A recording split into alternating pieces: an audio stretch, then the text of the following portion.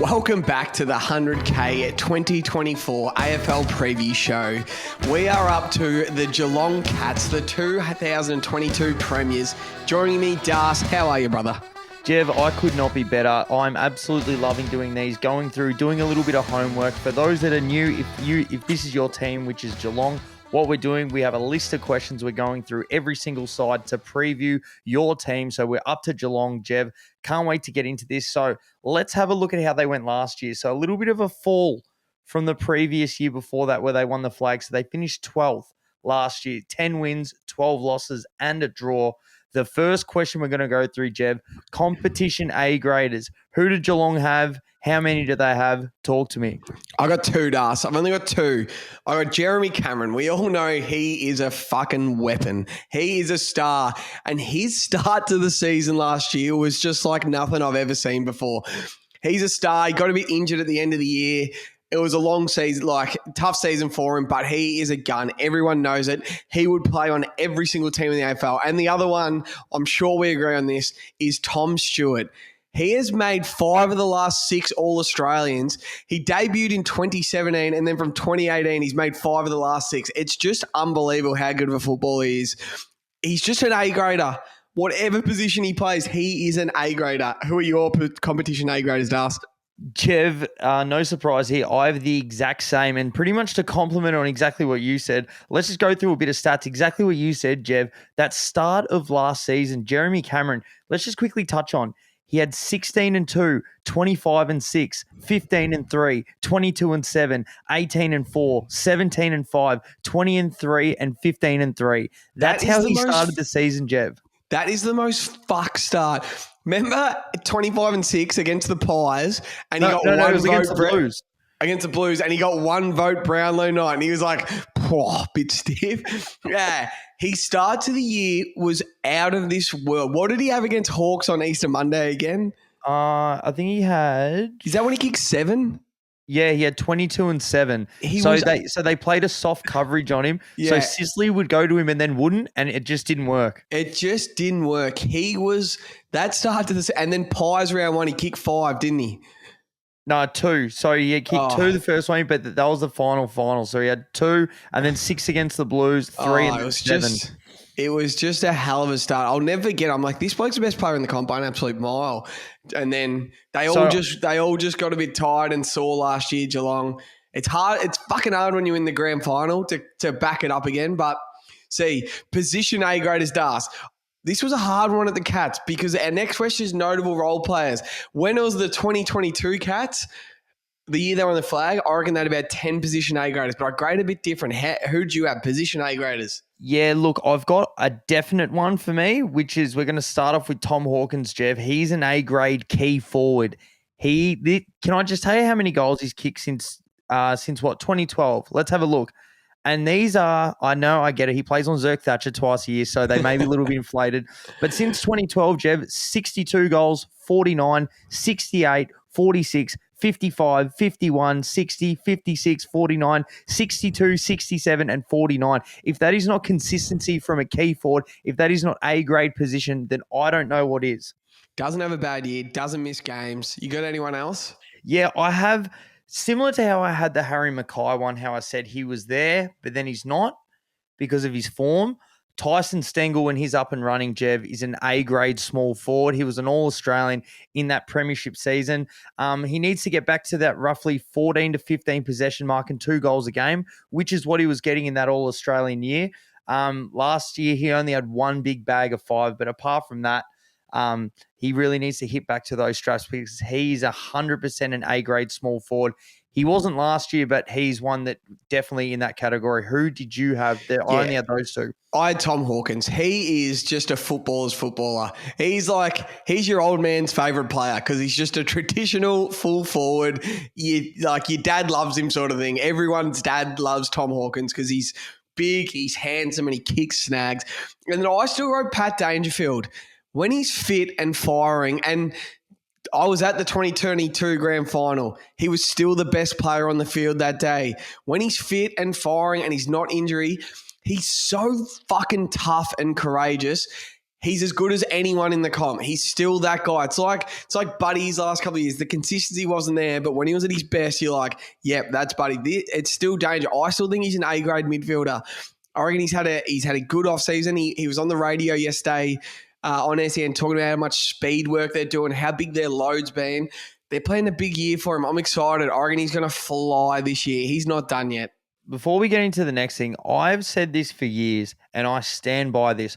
I believe if you picked any AFL player to go play local football, who would be the hardest player to play on? And that is Tom Hawkins. No one's going to get an arm around him. He would sit inside 30 metres. He'll beat anyone 1-on-1, 2-on-1, and he's got an unbelievable set shot. He would kick 180 goals a season in local football. He would be so good. The big shoulders and the big pipes, and he'd put on a couple of kegs because he looks like he loves a pie and a beer, and he'd just mark everything and go back and slot everything. All right, Jev, this is a big market here. So the next question, notable role players, which has pretty much been Geelong's middle name for the good part of about 2 decades. Who do you have? I've got a fair bit written down here. I don't know you, but this was hard because when they won the 2022 flag against the Swans, you could have called all these guys position A graders, but I'll go notable role players because I had it down here. So Brad Close, Tyson Stengel, Grime Myers, all such workhorses, dangerous forwards who feed off Hawkins and Cameron so well. Such good players. Guthrie and Duncan, when they're both fit and playing, they just win football games, don't they? Sam DeConning, Jack Henry, Jake Kolajasny. See, these guys were banged up last year, and you forget how dominant they were in 2022 when they went on that 13, 16 game winning streak, whatever it was. Their backline was just unbelievable. And then Zach Tui, how good of a footballer is Zach Tui? And then Mark Blitzarves, the same, the Swiss Army knife, the ultimate weapon. Like, he's such a good footballer. So, like, the Cats are all these guys I could have put as position A graders or nearly, like Mark Blitzarves can nearly be known as a competition A grader when he's flying. So, I'd heaps of the Cats. What about you? Who do you have for notable role players? Yeah, pretty much. I just went with the older guys, though, not as much as like Sam DeCone, because I feel that's a byproduct of what the other guys have done within the side that allows him to play that way. But yeah, Mitch Duncan, Guthrie, Lionel Messi, which is Grind Myers, Mark Blitzarves, Reece Stanley, and Zach Tui. Like those older guys, they just play that role so well, which is allowing other guys to almost shine and coming to the side. So, Jev, they've exactly what I said before. It's pretty much been their middle name for a good part of 2 decades, and that's why they just keep rolling back again and again and again. So let's get into the next one. What would you have as their depth? So this question, guys, it's a bit of a question mark question. You can answer this however you want. Geelong's depth, how do you see it? This is the Cats. They've definitely got depth all over the park. I'll give them that. Here are guys on their list that didn't play in their 2022 grand final side. So Tanner Bruin, that bloke that kicked 6 in the VFL grand final, had 25 this year. That Sean Manor guy or whatever his name is.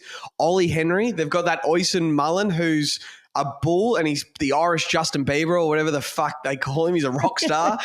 Tom Atkins, Cats fans absolutely love him. Zach Guthrie, Brandon Parfitt, Pat Dangerfield said he's absolutely flying at the moment. Like, credit to their list, they have built like depth in every position on the ground. They've lost to Sava Radigalea, but as I mentioned their backline before, I think they're fine at the key stocks.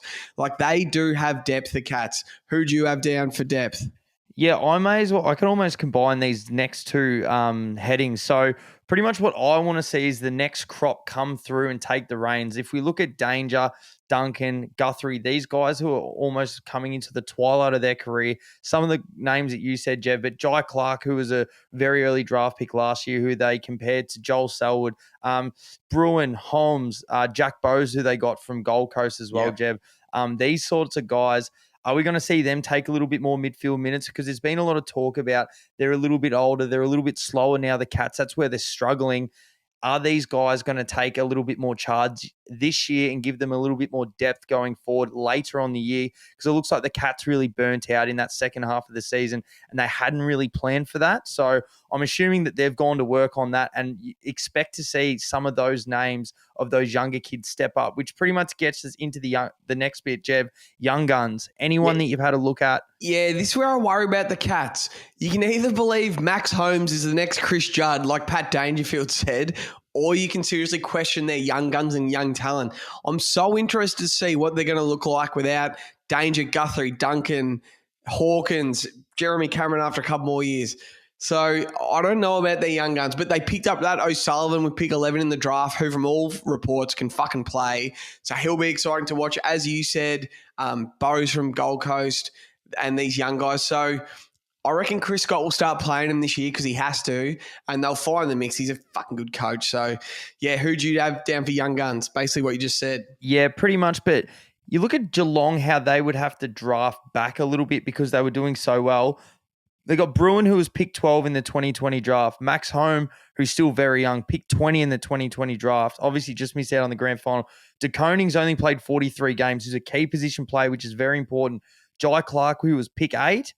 And then O'Sullivan, Jev, he's 198 centimeters and 92 kilos. Yeah. And he's a key position player, playing wherever you want. So if you look at that, if they've obviously come through the ranks and play that Geelong standard of football, it is a football factory. You think that they would step up, but like I said, are they going to really take the reins this year? I'm excited to see how it is. And if it is, everyone just needs to copy Geelong's blueprint and the Swans because they just keep getting these teams and rolling over and not rebuilding. So very interesting this year. Do you have, Jev, a dark horse All-Australian for the Cats? Sort of got two. So does Tom Stewart make it again? They're talking about him being a midfielder. Does he make it again as a midfielder? If he does make it as a midfielder, I'll be fucked. He is just fucked. But a guy like Sam De Koning, do we see him at the end of this year in the same key back conversation as Darcy Moore and Harris Andrews? Like, is he that guy? Can he become that guy? He sort of plays like him. I want to know, can he take that leap to be that guy? Who did you have? Dark Horse All-Australian? Oh, Jev, I almost left this one blank. Like, there's on all the other teams, I'm like looking at like, I think that player can. Honestly, I don't know. Like, people were throwing up Brian Myers' name last year because he had so many goals, assists, 7.2 score involvements a game. Like, whether they look back at him, but exactly almost when you went the Pendlebury one, like, can Danger get one more? The most intriguing one is the one that you just said then. Tom Stewart being an All-Australian, again, for the 5th time, but as a midfielder. Yeah. That really intrigues me to see because he's a jet. Big body. He's a bit of a sniper when he comes in. He's got pressed out. He likes to get suspended. He's physical. Like, he fucking hits bodies, doesn't he? You'd love him in your side, wouldn't you? Oh, I would love him at the Swans. He's a gun. Coach Captain Das. So it's left for interpretation. It just says Coach Captain ? You go. Yeah, well, as far as coaching captain, these two seem to have a lot of personal and mature relationships at the club. You always hear about guys can take time off because when they come back, they're expected to be at a standard. They just seem like two grandparents have been in a relationship forever. Like, they can talk it all out. They don't really get pissed off at each other. The communication's there. I think that there was just a little bit of an off year last year. But I think they're going to come straight back into it. They can have the tough conversations with one another. And I think that they're just going to pick up right where they left off a couple of years ago and still be in that hunt. I'll touch on that a little bit more in a minute. What about you? Yeah, I actually wrote down a fair bit. So let's start with the captain. You could clearly see they missed Joel Selwood last year. Like, he's arguably the best captain we've ever seen, Dobe. So, like, of course they're going to miss him. So it's always going to be hard to fill that void. But I think Danger's a big enough personality to make it seem like it wasn't such a big transition. But, like, probably the greatest captain I've ever seen just walked out of that building. But we have seen absolute best of Danger, or he's got one more big year in him when he leads this club back to big finals. And Chris Scott could easily be argued as the best coach in the league. Like, he's a fucking good coach, and he does it differently. He treats them like adults. They don't do as many meetings and tape and all that as other clubs do. But then if you're not tough enough or go hard enough, he'll look you straight in the eyes and tell you, basically. Like, he does it different. I can't see him as the rebuild coach, though. I'm not saying the Cats need a rebuild yet, but Danger and Hawkins are near the end. Duncan and Guthrie near the end. Will Chris Scott hang around, or will he look elsewhere? Maybe like Brisbane, as Kane Corn said. So I'll be super interested. But from all reports, living and playing in Geelong is the best place to play in football. So it must be hard to leave there. 100%. It does sound like one of the best. Everyone's got their own farm. Everyone's got their own brewery, Yeah. winery down there. They all play golf like 3 times a week, all of them together. They drink piss up there. Like, it must be a good place to live. It must be good. Next one, Jev. So we're going to go through the strength of schedule, judging off what their schedule is this year, what teams are doubling up on. They've ranked it. So 1 being the easiest schedule, 18 being the hardest. The Cats, Jev, have the 5th ranked schedule, which when you're looking at it, which we're going to go through in a second, I know why. I can fucking tell. I can tell they've got the easiest schedule because I absolutely love it, Das. So let's start with notable home games. I absolutely love their schedule. They travel twice in the last 10 weeks. Once is to Tassie to play North Melbourne, and once is to Perth to play West Coast. And then there's 4 games at GMHBA, few at the G, few at Marvel Stadium. In their last 10 weeks, they travel twice. And then, they get Port Adelaide and they get the GWSs at GMHBA Stadium. I love their schedule so much. It is a good schedule for a team that won the flag, fucking 18 months ago or whatever. It's unbelievable. Jeff, same thing. St Kilda at home, Port at home, Giants, Richmond, Hawks, Bulldogs, Adelaide and West Coast at home.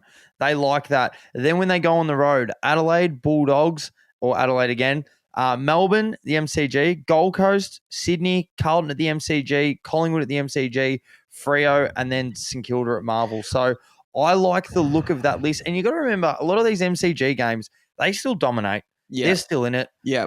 They played it's Collingwood still a home game for them. In that first qualifying final 2 years ago, which is one of the best games of all time. They still win flags at the G. They still towel us up almost every time we verse them at the MCG. It's still a home game for them. They still draw in about 35 to 40,000 of their own fans. They're a massive club.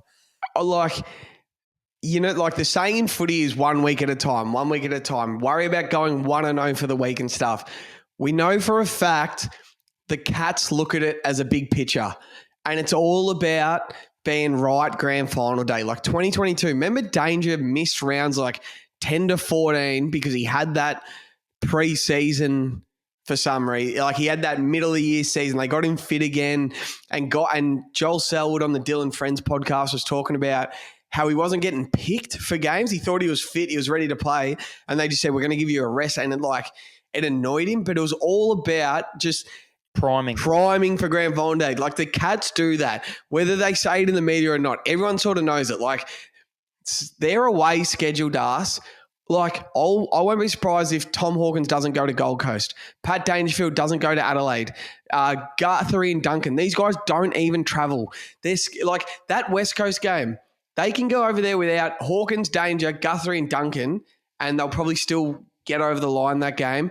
And I'm looking at it now. It's going to give me the shits. They're going to go 10-0 to finish the season. They're going to finish on a 10-game win streak. And this run, like they did in 2022, is going to be timed absolutely perfectly. And it's fucking hell, hit their back sort of thing. I'm so intrigued. This is one of my most intriguing teams that we've gone through, Jev. And it's really good to do this little bit of homework because now we're going to be so much more invested within the season because we've almost painted a picture for ourselves on how this is going to play out. So let's have a look here, Jev. What did you have Geelong's floor of wins? So the base level, their worst season that they could have with this schedule, this team, no injuries. What's their floor? Their floor, if they get injured and stuff, they're still a 10-win side. Yep. I've got their schedule up right now. I'm just going up and down. They're winning 10 games. They're just too good, experienced. There's just such a winning football side. They're winning 10 games. I'm sure, I don't know what you had their floor at. What'd you have it at? I had 11 wins is their floor. Yeah, there you go. 11. Their schedule is just so nice. What'd you have their ceiling at? Yeah, I went a little bit conservative with this because they could definitely up that. But I think I don't see them winning more than around the 15-game mark. Yeah. Because that gets them in the finals. That's probably still 5th-ish, gets a home final. I just think there's other teams better potentially than them. They might scrape in.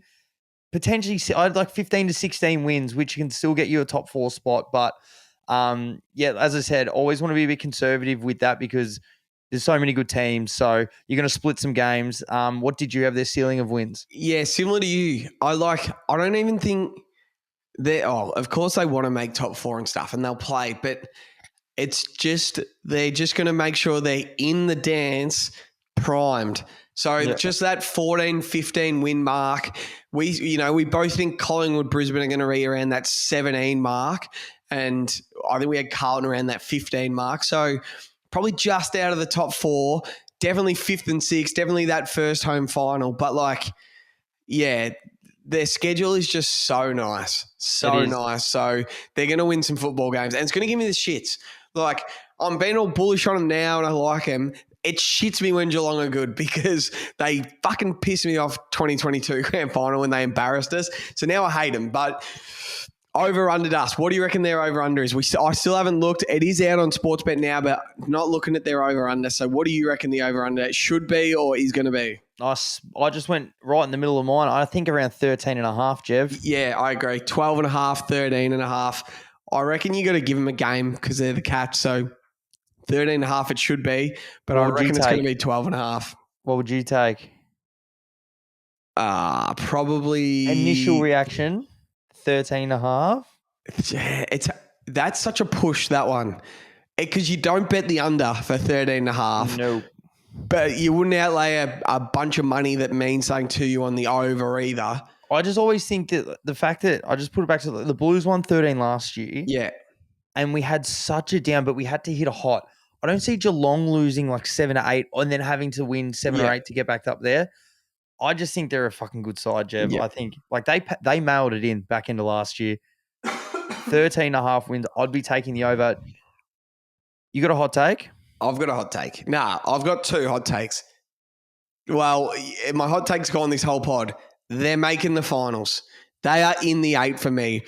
I love the draw. I reckon they're going to time their run perfect to be in the 8, to be in the dance.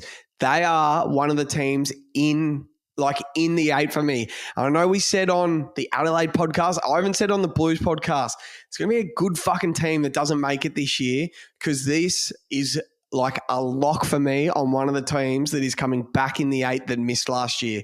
I got one more, but you go. Have you got a hot take on the Cats? I do. I'm just going over on you a little bit more, Jev.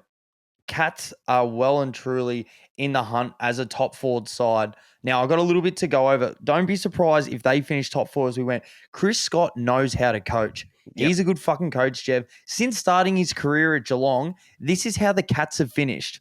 Now, remember, me being a Carlton supporter, we don't see finals. Yes. This is what Chris Scott's finished as. The flag, qualifying final, prelim final, semi-final, 10th, prelim final, qualifying final, prelim final, grand final, prelim final, flag, then 12th last year.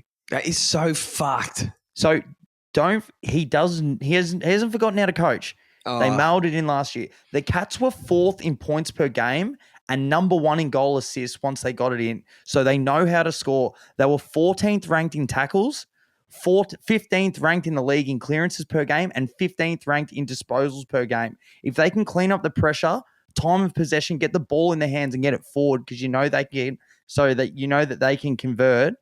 They clean those little things up, Jev. Why not a top 4 side? They score every time they go in, 15th and then under in clearances, disposals, and team tackles. It's disgraceful. They know how to play. Yeah. 4th in points per game, number 1 in team assists. They get it forward, Jev. They score. Top 4 side, Geelong. We run it back. If it's top 4, it's going to shit me. Yeah, I don't want to look at the over under, but while we're quickly on it, I'm going to look what they pay to make top 4. If you had to guess what they pay to make top 4 next year, what would you guess it as? That might be maybe 390, 410 or something around there. To make top 4. I don't know. 450. 450. That's a pretty good bet. Yeah, that is. They've got the schedule, and to make the 8, they are if they're $2. $1.90. Hey. Oh God, I like that. $1.90, Jev. I can't wait till we can finish all this and we go through. I'm outlaying my mortgage. I got one more take, Das. Yeah, hit me. Can Tom Stewart win the Brownlow medal? Can he become a midfielder And it's just like... Play like danger. No, like this bloke is fucking him. Not like, maybe not like winning the Brownlow medal outright isn't easy. If he goes to the midfield and comes like top 5 of the Brownlow, because we know how good of a fucking player he is, are we just going to be like, is this bloke the best? It's like, is he even the best 8-year stretch for like a guy that got drafted from country footy or wherever he's playing we've ever seen? He's like the perfect local footballer playing AFL for me. Hits hard, looks like he loves a beer, he's tough, he's got a good kick, he's fast. If he like nearly has a Brownlow season this year, I will be like his biggest fan. I'll get if he finishes top 5 in the Brownlow, I'll get a 44 Geelong jersey. Is he going to be one of those guys, Jev, like a Deion Sanders? Like, you know how they say he's the best footballer on the field. He's just only playing one position. Yeah. You can play him wide receiver, corner, slot receiver. He can probably play quarterback. He's that good. Is that the same thing with Tom Stewart? Just because he's a defender, that's where they need midfielder. Imagine if you put him up forward. Yeah. Is he like the best footballer? Is he the best footballer? He was just so good at being a defender, and they had Selwood and Danger and stuff, so he didn't need to be a midfielder. I'm so interested to see what he's like around stoppages because he's so fucking good. When it's his time to go and put his head over it, he will, and he'll take a body, and his kicking is elite. Like, remember that game against the Dogs last year when they were injured as fuck at Marvel Stadium and he won it off his own boot? He got the 10 coaches' votes, he got the 3 Brownlow votes, and he got like all the footy show votes. Everyone's like, that Tom Stewart performance, they had no right to win that game and he just got it done. He had 39 or 44 or something in a goal. He kicked that goal from outside 50. It looks like we're 1 and 2 on the Tom Stewart. I'll quickly get up his Brownlow odds. It's worth $1. I don't even know what it's going to be, but it'd probably be 500 1-1 or something. He'd be one of those smaller categories at the bottom. It's just excites me because he's a fucking gun. Here we go. Where are we? He's behind Harry Sheasel. He's behind Cam Guthrie. He'll be either 250 or 500. 250 to 1. There you go. They've got him around Andrew Gaff, who last year had a game where he had 2 possessions.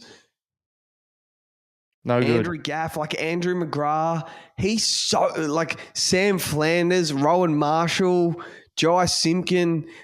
He's so much more likely to go close to winning the Brownlow medal than any of these guys. If only you could bet top 10. Like top 10 now. Top 10 into Cats top 8. Oh, God, that's a good bet. That's a good bet. Hey, enjoyed that one, Jev. That was a good one. We're both unbelievably bullish on the Cats because they're fucking draw. And it's going to be like, it's all funny now, and then it's going to be 10 rounds to go. They're going to be like 8 and 6 or something, and everyone's going to be like, oh, can the Cats sneak in? Then they're going to go 10 in a row to finish the season. We're going to be like, fucking hell, they're back again sort of thing. And then they got a home final, and it's like, fuck. So I'm looking now, Jev. So we've been bullish on 90% of the teams. We're coming into a lot more teams that we're really going to actually have to put our foot down, and there has to be a few teams that we're not happy with. Well, we've got Gold Coast next. I'm not going to give anything away.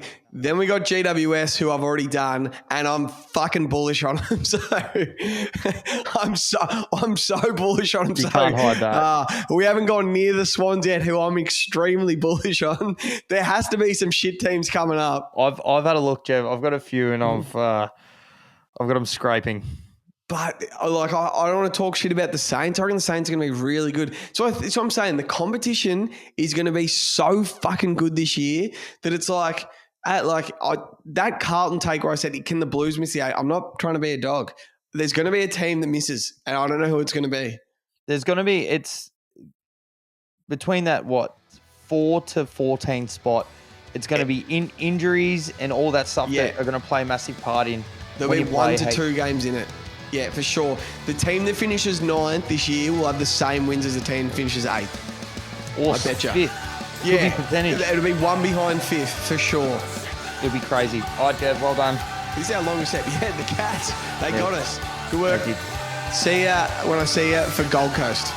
Yes, boy. Let's go.